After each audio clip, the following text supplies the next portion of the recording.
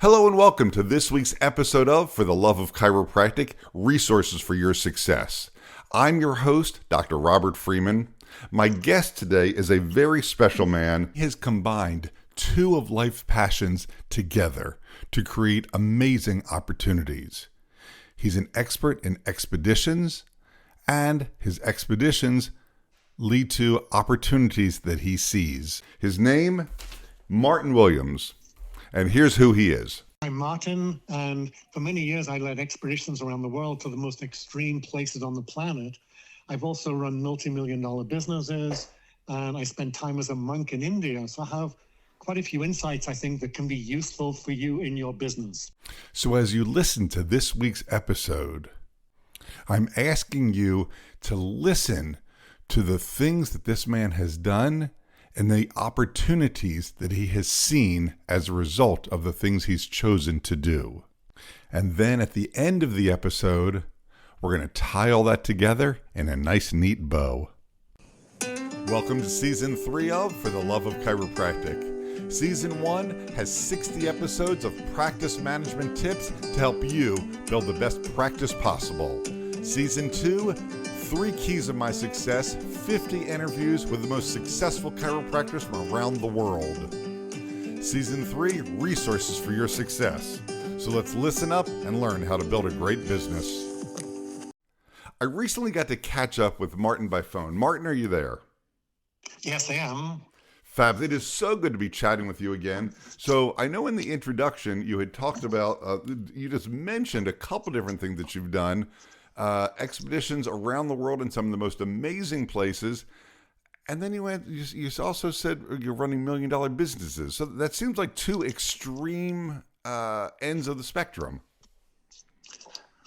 Yes, but they were interlinked. So in exploring, I ended up stumbling across business opportunities while exploring. So that led to me developing the business opportunities while on these or having returned from an expedition. It's like, oh, wow, here's a place that lots of people want to go, and there's no logistics system in place. So let me, create an airline and do all those things to create a system to get people there, So tell me about some of the expeditions that you personally have been on, and then things that places that you help people go. Oh, okay. So I started off guiding in northern Canada, in the Yukon, et cetera, but then my adventures then took me to Antarctica, and so I've done expeditions to the South Pole. I've skied to the South Pole a few times. I've skied across the continent, the first person to do that. I've also led expeditions to the North Pole, and then I've also worked as a guide on Mount Everest. Really? So how many times have you been to Mount Everest? Just the one time, because clients came to me and said, you've guided us elsewhere. We trust you. So can you arrange the expedition, That's very, very cool. So, and then obviously you said from doing these expeditions, it turned into business opportunities. So how did you first get interested in doing such amazing expeditions? I guess I've always been drawn to what is next and what is possible, and intense curiosity about nature. So, even growing up, I was born in Liverpool, England, but we'd head off into Wales as a family, and I'd go off hiking on my own, and then the hiking led me further and further. So really, I guess, curiosity about what's on the map, what's unexplored on the map, and then also what's unexplored in terms of just what can we do as people, to explore. I love that. That is so cool. It's interesting. You mentioned curiosity just now as one of your motivating factors. And in season 2 of the podcast, I interviewed 50 different doctors from around the world, asked them about their motivation. Their 3 keys for motivation. What were their keys for success?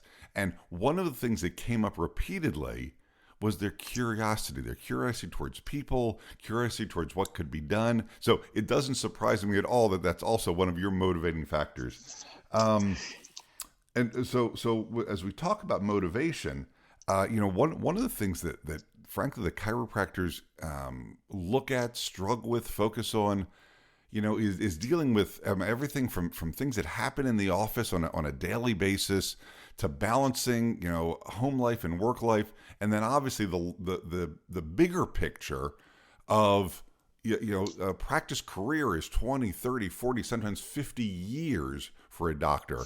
So staying motivated and doing that, I would love to hear your insights on all of these things and other things that you think need to be shared.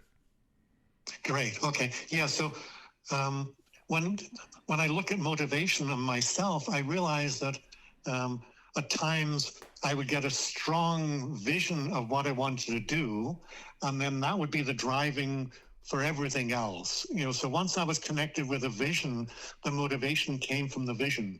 And I'm in listening to your podcast, you've spoken about just being, I want to help as many people as possible, most effectively as possible. And that's sort of so succinct and so clear, right? And so for me, at times I could see myself, I really want to get, say, to the South Pole. I can see myself there. Mm-hmm. And then that provides the energy to then work on the nitty gritty of the logistics, the awkward moments, the difficult decisions.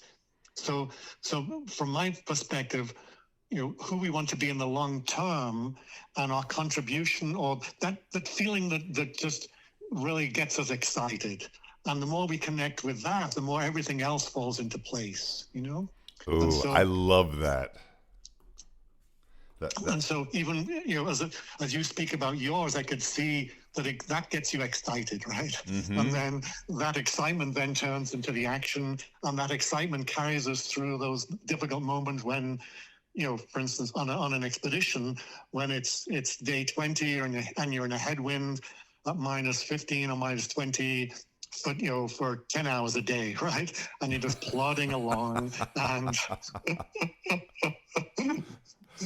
So as a side note, with your expeditions to both poles on our planet, it doesn't sound like you're a palm tree guy. I'm just out of sheer curiosity. Where do you spend your time when you're not on, at the South Pole or the North Pole? Well, for a while I lived in northern Canada, but now I'm actually living in Utah. But there's gorgeous mountains right around me, so really a mountain environment is what I love. That's beautiful. That's fantastic. So let's go back to really the topic at hand. So you're talking about motivation and vision, and I don't know if you said this word, but clarity of vision, it really helps to move things forward. So yes, and let me give you another example too. I think it may tie in with the listeners. So in terms of the physical world, right, I had it pretty much dialed in. I could say, okay, I want to go here. I can push my body. I've learned how to push my body. I've learned how to handle the cold. I've learned how to all these skills.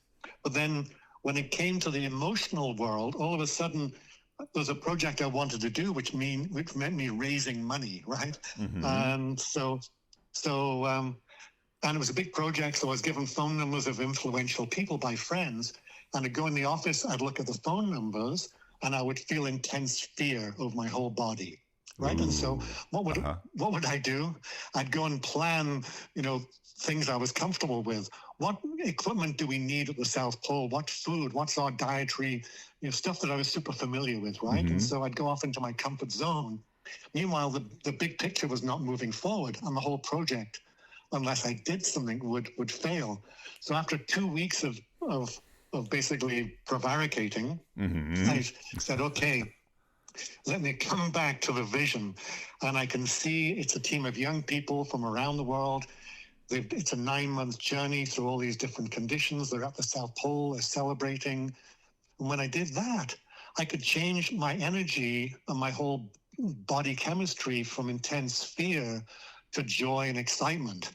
So then I'd reach out, grab the phone, and make the call.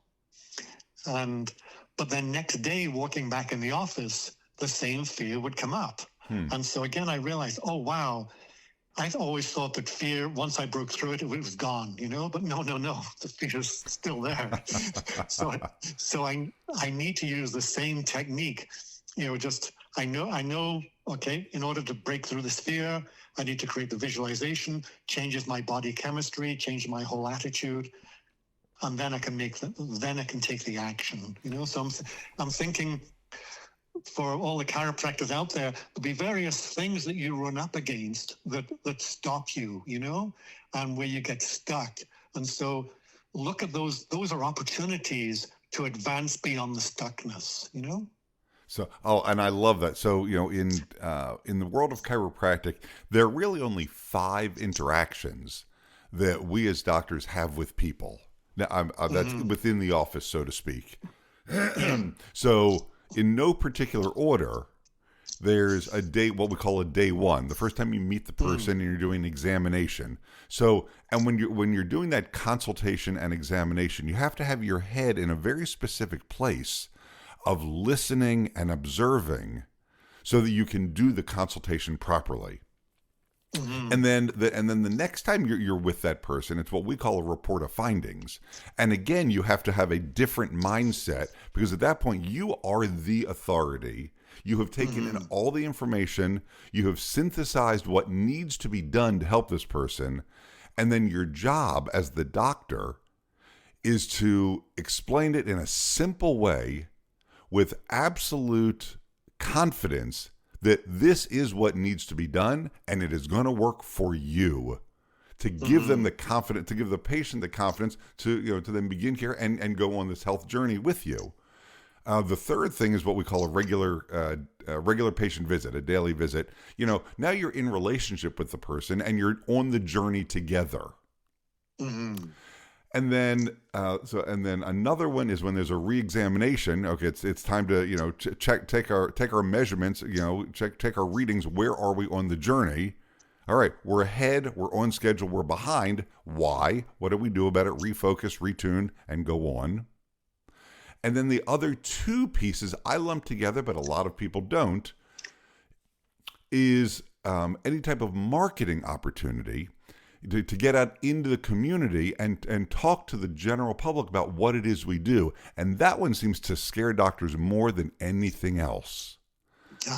And then the other one that goes with it is, even in the office, what we call patient education. Again, giving people the basic information of that. At that point, they're already in your world, and sharing with them the other things that chiropractic, is useful for. It's not just, gee, the neck pain that I have, gee, the headache that I have. No, it's optimizing your entire body. So the way that you discussed that just a few moments ago, with the vision and the clarity, how would you relate these 2 pieces? Yes, I mean, certainly what I see is that in the first meeting, what I discovered on expeditions is that in extreme situations, intense presence is required to solve the situation.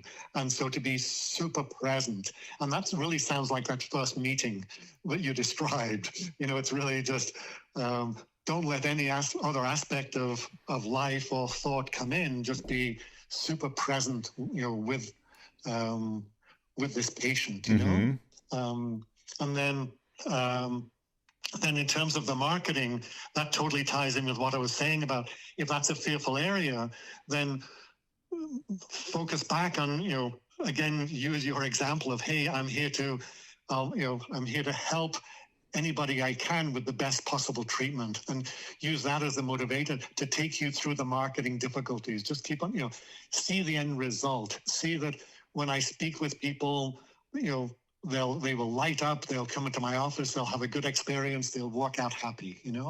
I have an ability to contribute to these people's lives. Use that as that vision of you contributing as the motivation to break through any marketing issues and barriers, Right, that stepping outside of your comfort zone, being in that cocoon long enough to gather your energy.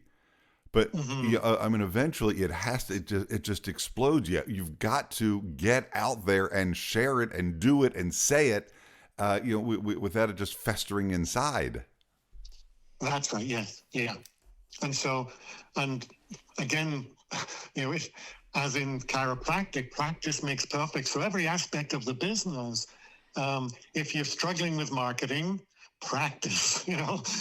I guess that's one of my key things now is that, the more I work with people, the more I see it's every small step we do. The more we get super good at the details, the more there's a confidence, there's an ease that then comes with the marketing, that comes with walking to that first meeting with the client. And so each one of these, my suggestion to anybody listening would be just scan through all these list of things you gave and which one am I not a 10 at? So ask myself, okay, am I a 10 when I walk in the meeting? Am I a 10 at this stage?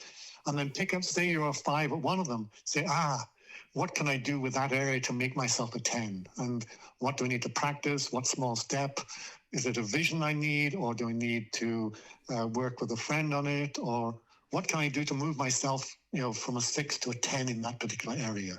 That is just so powerful. I love that. So, and I've got a couple of things that I really want us to discuss, but I want to double back on this one more time. So, you've taken a group of explorers, again, to some of the most, I'm going to use the word outrageous places on the planet, some of the most difficult environments, and from my perspective, done it with effortless ease. So when you were preparing to take people, for example, to Everest, because everyone has heard of Everest and the difficulties there, did you have those people train ahead of time, or did you say, no, we're going to show up, grab the airplane, I'll meet you at the airport? No, typically we have people train, and we've even pulled in training camps. So I'll give you one example. It was a team of young people I wanted to take from the North Pole to the South Pole. It was a 9-month journey under human power, hadn't been done before, and I chose rookies from around the world, young people age 18 to 25, and I had 6 weeks to train them in the skills. So when I brought them together, I thought, what do they need to learn? And actually, really what they need to learn most is how to handle the unexpected. So in that training period, I threw everything at them I could think of that would be unexpected, because I realized that it wasn't just how to handle a cold. It would be negotiating with a border guard in Costa Rica. It would be explaining to a corrupt cop in Argentina. There's so many different things we would have to do, right? And so I just threw at them everything I could think of that was unexpected, to develop that sense of, I can handle this. I can handle that. I can handle that. It's funny that you say that. For years and years and years, when I would be training staff or young doctors in my office, we would start off with the training of whatever procedure we were training on, and we would role play it back and forth. And invariably, once they felt like, that I understand what I need to be saying and how I need to be, how I need to be doing things, the first 1 or 2 times through, I would purposely be easy and easy to get along with, and just roll with it to give them some confidence. And then once, as I felt like they got it, I would tell them, okay, I'm going to be a son of a bitch and be your biggest nightmare. Your mission is to still get through it. Make it happen.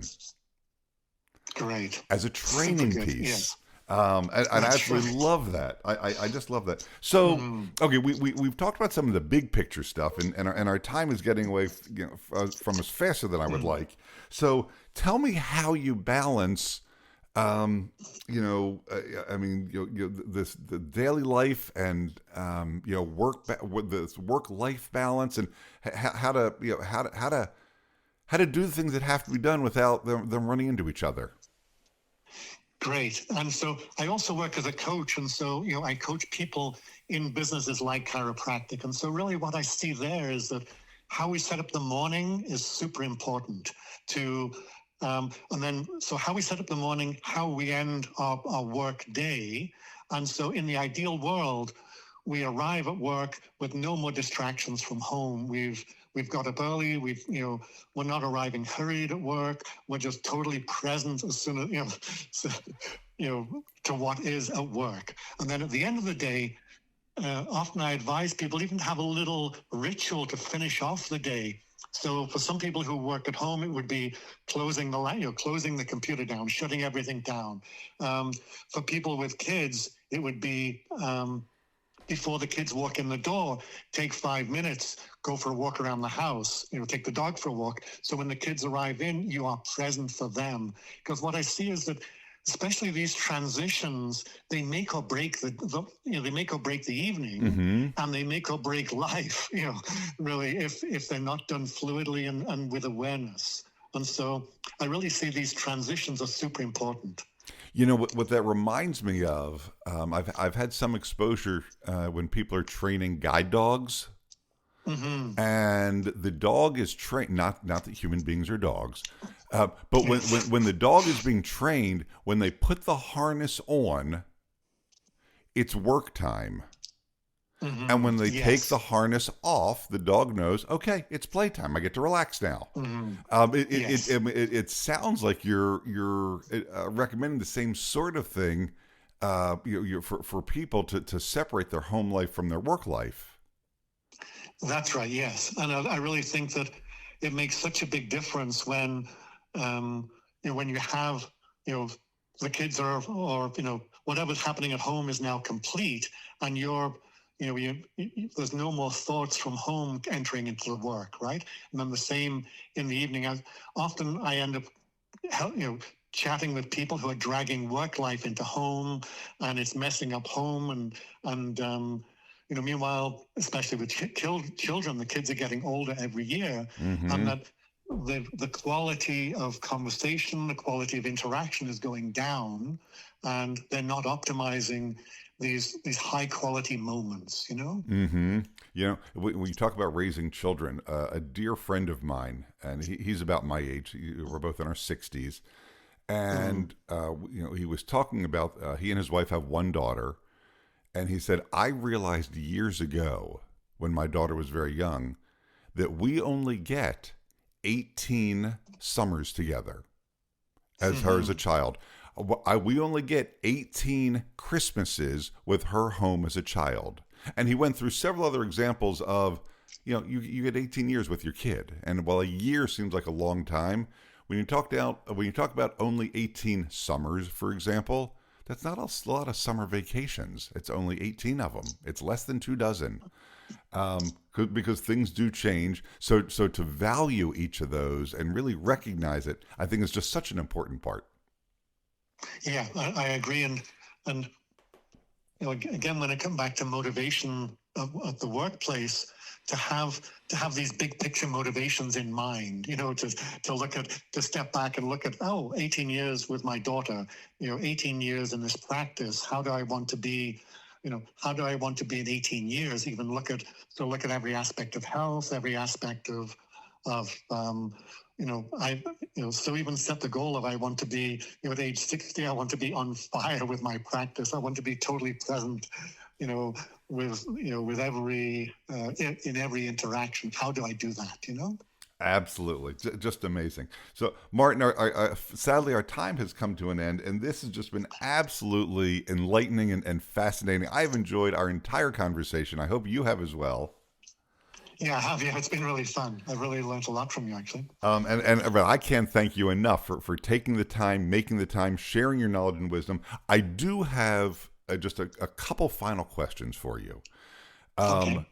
I guess my first question is, you and I had talked briefly. You actually have set up the first commercial airline on the southernmost continent. That's right. Yes. Yeah. And I think that is absolutely amazing. I had to mention that. So, how often do flights run, or is this a business that is being built?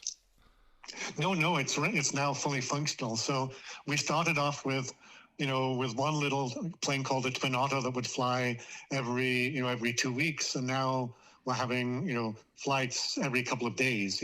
Really? And we started off with one little Twin Otter, then we moved to a DC-4, which is and then a DC-6, then a Hercules, which is US C-130. Then we moved to an Aleutian 76, which is one of the bigger than a 747. So wow, this thing scaled up really fast. Now over what period of time? Over about 10 years. But the thing is, it was just from an idea. It was just like, how do we get to this mountain? That was right. So it's amazing what one idea can do. Oh, exactly. One idea can absolutely change the world. And I'm sure I could look it up on the internet, but since since we have each other's attention right now, where do the flights depart from? From southern Chile, from a town called Punta Arenas in southern Chile. Oh, okay. Is that the closest? I don't want to say landmass. That's the closest civilized place, so to speak. That's right. Yes, it is. Yes. Yeah. That is fascinating. Okay, so that was my one question. My other question, I know you mentioned that you do coaching. So if somebody wanted to get in touch with you, how would they go about doing that? My website is called enlighteningadventures.com, and you can go there and send me a message from there, Fabulous.